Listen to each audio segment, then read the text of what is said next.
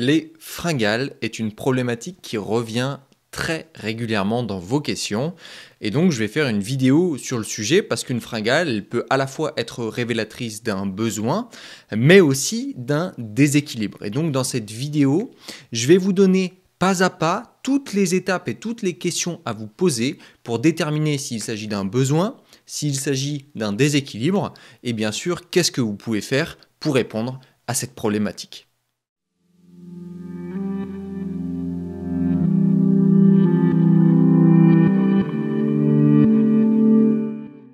La première question à vous poser, c'est quand surviennent vos fringales? Est-ce que c'est 1 dans la matinée? Est-ce que c'est 2 dans l'après-midi? Ou est-ce que c'est plutôt 3 dans la soirée? Ça déjà, ça va vous permettre d'aller un petit peu plus loin, déjà identifier le moment où votre corps ressent ces fringales-là. La deuxième question à vous poser, c'est si vous avez suffisamment mangé avant le moment de ces fringales. Par exemple, si vous avez identifié une fringale plutôt dans la matinée, la question à vous poser, c'est est-ce que j'ai suffisamment mangé le matin?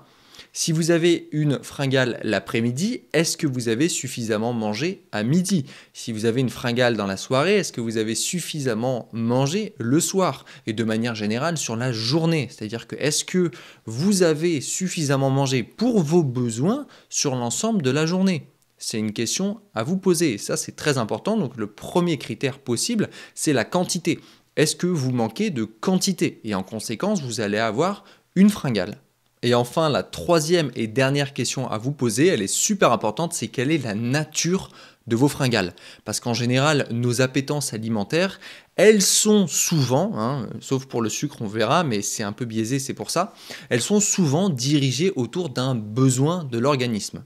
Donc, par exemple, si vous avez un besoin vraiment d'aliments salés, d'un coup vous avez besoin, je ne sais pas, de chips salés ou de cacahuètes salées ou ce genre de choses, des aliments salés, eh bien, il y a des chances que, puisque c'est une fringale associée au sel, que vous manquiez de sodium.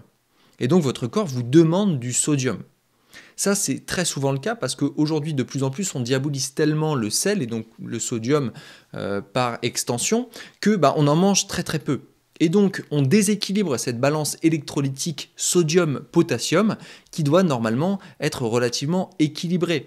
On devrait avoir besoin d'environ 4 fois plus de potassium que de sodium. Mais voilà, si on mange pas mal de fruits, légumes, qu'on mange diversifié, on peut avoir pas mal de potassium et trop peu de sodium si par exemple, on mange très peu d'aliments naturellement salés ou qu'on ne ressale pas ses plats.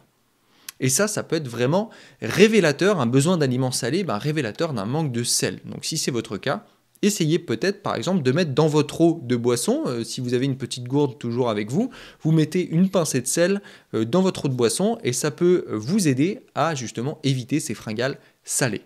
Maintenant, le deuxième type de fringales, si jamais vous avez des fringales d'aliments gras, vous voulez du gras, des aliments relativement gras, voilà, il y en a moult, ça dépend aussi de vos appétences, mais si vous ressentez vraiment un appel pour le gras, ça peut aussi être révélateur d'un besoin, c'est-à-dire que vous ne consommez pas suffisamment de graisse par rapport à vos besoins. C'est important aussi de comprendre ça, parce qu'il y a des personnes qui vont avoir besoin de davantage de glucides, des personnes de davantage de graisse. Voilà, ça dépend des profils alimentaires. Et donc si vous avez cette appétence pour le gras, essayez d'augmenter un petit peu sur votre journée vos apports en gras. Vous pouvez par exemple manger des fruits à coque, oléagineux dans la journée. Vous pouvez par exemple davantage utiliser les huiles végétales. Vous avez l'huile d'olive, l'huile de lin qui sont relativement intéressantes. Vous avez l'huile de noix, il y en a plein. Donc vous pouvez utiliser toutes ces huiles-là pour augmenter l'apport en graisse. Vous pouvez aussi vous tourner vers des sources de protéines qui sont plus riches en graisse. Par exemple, si vous mangez de la viande, une cuisse de poulet sera plus riche en gras que un blanc de poulet, qui sera plus sec naturellement et donc moins riche en graisse. Voilà. Vous pouvez augmenter votre apport et voir ce que ça change par rapport à vos fringales, si vous avez des fringales donc de gras. Et enfin, on arrive à la fameuse fringale que vous attendez certainement parce que c'est la plus réputée, c'est la fameuse fringale de glucides, la fringale de sucre en fait, on a envie de sucrer. Et si c'est votre cas, ça peut être issu de plein de causes différentes, donc je vous invite à passer en revue chacune des causes que je vais vous lister pour voir celle qui semble le plus probable dans votre cas. Alors le premier cas, c'est tout simplement possiblement issu d'une privation. C'est-à-dire que vous vous privez beaucoup trop de sucré, donc du coup, votre organisme en réponse va vous dire « mais moi j'en ai besoin, j'ai besoin de fonctionner sur ce sucre-là, arrête de me le couper complètement ». Donc ce que vous pouvez faire, c'est déjà commencer par introduire davantage de glucides complexes, par exemple davantage de céréales ou davantage de pommes de terre, patates douces, voilà, tous ces aliments-là qui vont pouvoir vous apporter davantage de glucides, donc favoriser le fonctionnement de votre système qui fonctionne extrêmement bien d'ailleurs avec les glucides. Les glucides sont des éléments que le système humain utilise très très bien pour fonctionner.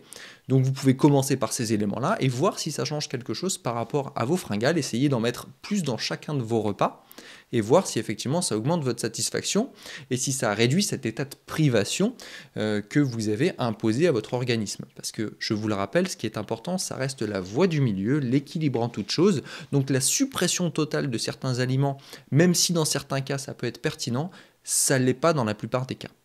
Voilà. Trouver l'équilibre, c'est ça qui est important. Ensuite, cette problématique, elle peut aussi être due, c'est ça le problème du sucre, à une mauvaise gestion du sucre, justement. C'est-à-dire que potentiellement, vous en consommez trop, et donc vous déréglez votre glycémie, en fait. Votre taux de sucre sanguin n'est plus vraiment lisse, il a tendance à avoir beaucoup de pics, et du coup, c'est ça qui fait que vous avez ces fringales qui reviennent parce que votre corps en fait comprend pas bien ce qui se passe. Donc la première chose que vous pouvez faire, si jamais vous consommez beaucoup d'aliments sucrés, et à plus forte raison des aliments sucrés qui contiennent beaucoup de sucre simple, c'est-à-dire par exemple en général des aliments transformés sucrés, eh bien vous pouvez commencer par réduire cette consommation-là, essayer d'en manger un petit peu moins, et puis finalement peut-être de les remplacer par des sources de sucre plus complexes. Comme j'en parlais précédemment, vous pouvez prendre par exemple des céréales, vous pouvez prendre par exemple des pommes de terre. Oui, par exemple, vous faites cuire des pommes de terre à l'avance. Si jamais vous avez une petite fringale, il vaut mieux manger une pomme de terre cuite à l'eau froide que de vous manger une barre de céréales. Donc faites ça et puis petit à petit ça va se réguler. C'est vraiment pour réapprendre à votre organisme à gérer sa glycémie, et ça c'est extrêmement important parce qu'une glycémie qui est mal gérée à long terme, ça peut mener à des diabètes de type 2 par exemple. Ensuite, autre petite stratégie que je vous invite à appliquer, ça va être d'ajouter davantage de fibres dans vos repas qui contiennent des glucides, c'est-à-dire toujours manger par exemple un petit fruit éventuellement ou des légumes avec vos sources de sucre. Pourquoi ? Parce que les fibres vont avoir la capacité de ralentir le passage du glucose dans le sang et donc vous allez mieux gérer votre glycémie. Ça va former un espèce de filet finalement qui va ralentir cette absorption et ce passage dans le sang. C'est pour ça que c'est toujours plus intéressant par exemple de manger un fruit qu'une barre de céréales, parce que dans un fruit il y a des fibres, et qu'une barre de chocolat par exemple, parce qu'une barre de chocolat va avoir très très peu de fibres. Ça c'est des choses à savoir. Par exemple, c'est aussi plus intéressant de manger, je sais pas, un repas contenant des glucides avec de la salade, plutôt que le même repas contenant les mêmes glucides mais sans salade.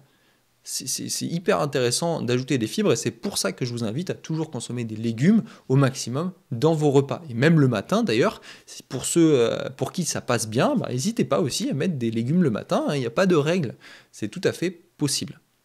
Et ensuite, la troisième petite technique que vous pouvez utiliser pour mieux gérer votre glycémie, c'est proposé par les médecins traditionnels chinois, c'est de marcher en fait après manger. Vous faites une légère activité physique de marche, ça peut être 2 minutes, 3 minutes simplement de marche, mais le fait en fait de marcher, vous allez favoriser la digestion, activer votre système et en fait ralentir aussi, mieux gérer en tout cas le passage du glucose dans le sang. Ça va être très intéressant, vous allez mieux contrôler votre glycémie surtout, de manière générale, parce que vous allez utiliser le sucre pour cette petite marche en fait.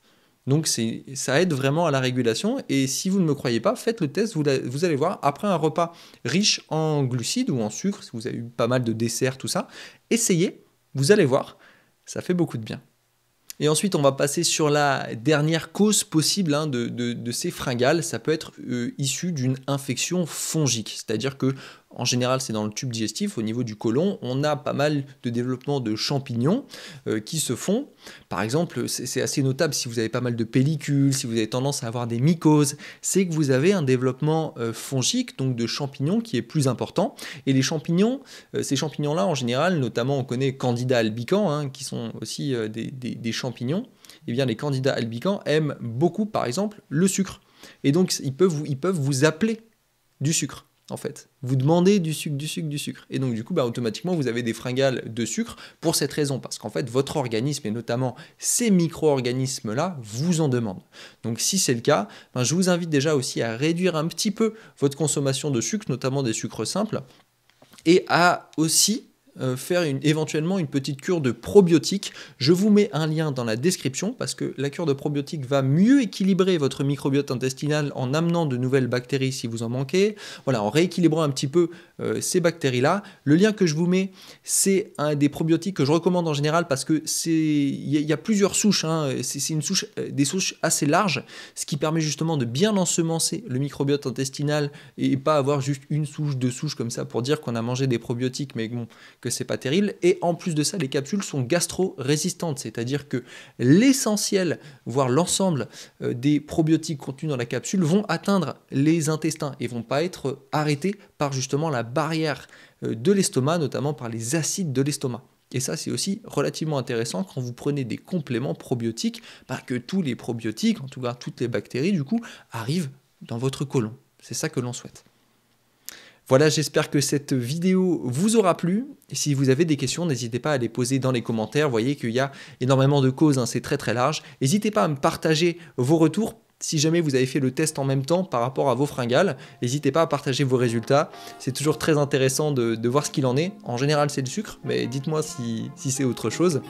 Et si cette vidéo vous a plu, n'hésitez pas à mettre un gros pouce vers le haut. N'hésitez pas à vous abonner à cette chaîne. Et puis moi, d'ici là, je vous dis à la prochaine. Prenez soin de vous.